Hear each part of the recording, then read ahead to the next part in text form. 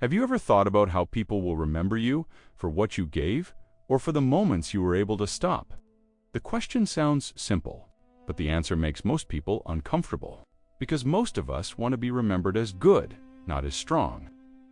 Yet, Machiavelli's blunt reality is this: if goodwill isn't protected by power, it usually doesn't survive. In Machiavelli's world, generosity and authority can't sit at the same table for long. When one grows, the other shrinks. Because money isn't only a tool, it's a signal, a silent language that reveals who is in control, who becomes dependent, and who can set a boundary. People won't say it out loud, but they feel it. Who gives? Who takes? Who can say enough? Who can't? This is where generosity stops being an innocent virtue, and when mismanaged, turns into a strategic weakness. And here's the truth no one likes to say plainly: the loss of someone who always gives is rarely just financial. The real loss is reputation, respect, and psychological leverage. The cost isn't the amount you spend, it's the way your position changes in other people's minds at first. They see you as a good person, then as a useful person, and eventually as the person who is supposed to provide. There's a point where something flips. Even if you're still the one giving, you start feeling less like a giver and more like someone who owes. That's exactly where Machiavelli's warning begins. Uncontrolled generosity doesn't bind people to you. It quietly binds you to them. Because psychology works like this: what people receive consistently stops feeling like a gift and starts feeling like a right. The moment it stops, it isn't seen as absence, it's felt like betrayal. People don't remember what you gave. They remember what they didn't get. What you offer today becomes expectation tomorrow, an obligation. And when you finally want to stop, whatever your reason is, you become the problem. This isn't about people being ungrateful. It's colder than that. It's habit. Habit doesn't produce gratitude. It produces dependence. And dependence doesn't coexist well with respect, because respect doesn't attach itself to what's easily consumed. It attaches itself to what has limits. This isn't here to make you nicer, it's here to make you steadier. Not a morality lesson, a survival guide. Because the world isn't fair, and people aren't always fair. Good intentions are often exploited quietly, and those who exploit them don't necessarily feel guilty. When balance breaks, respect breaks. And one of Machiavelli's harsh lines echoes here: if everyone loves you, you may be sending the wrong signal. Love is easy to earn. Respect is expensive, and it always demands a price. Generosity becomes dangerous when it isn't sustainable. Resources are finite: money, time, energy, attention. A person who always gives eventually hits a limit, and the mind operates on a ruthless economy.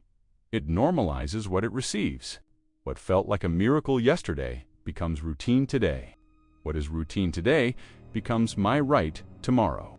That's why generosity often doesn't create reciprocity, it grows appetite. Worse, the constant giver stops being a person and becomes a resource. Resources aren't appreciated. They're consumed. And people don't feel loyalty to resources, only to the convenience those resources create.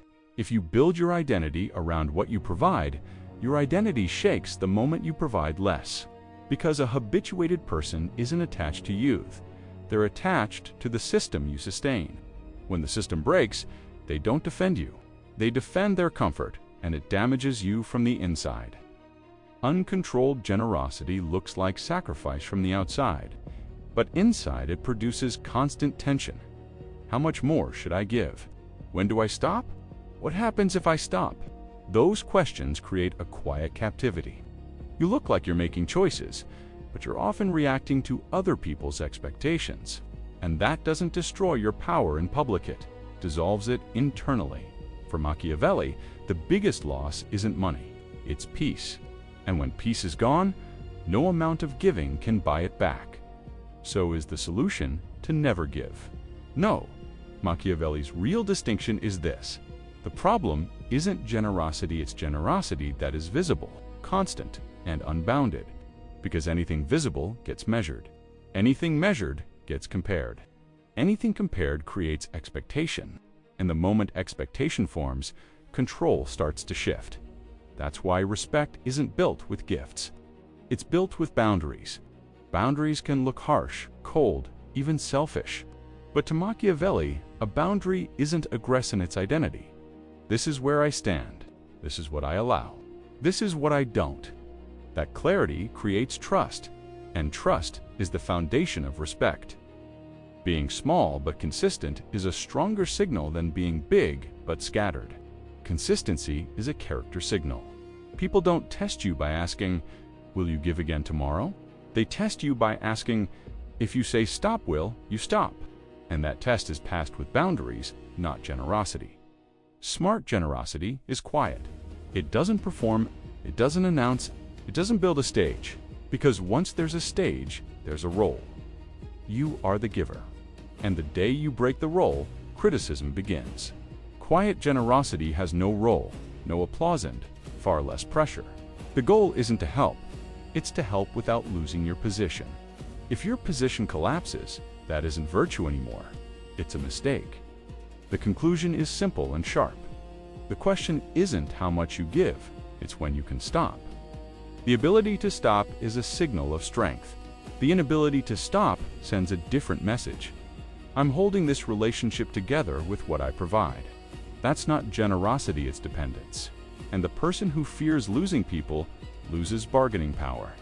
When bargaining power disappears, respect weakens, so the choice is yours. Slowly drain yourself trying to please everyone, or stay standing by being clear and limited. Machiavelli's message is this: being strong can be safer than being loved. And sometimes staying strong doesn't mean giving less, means managing giving.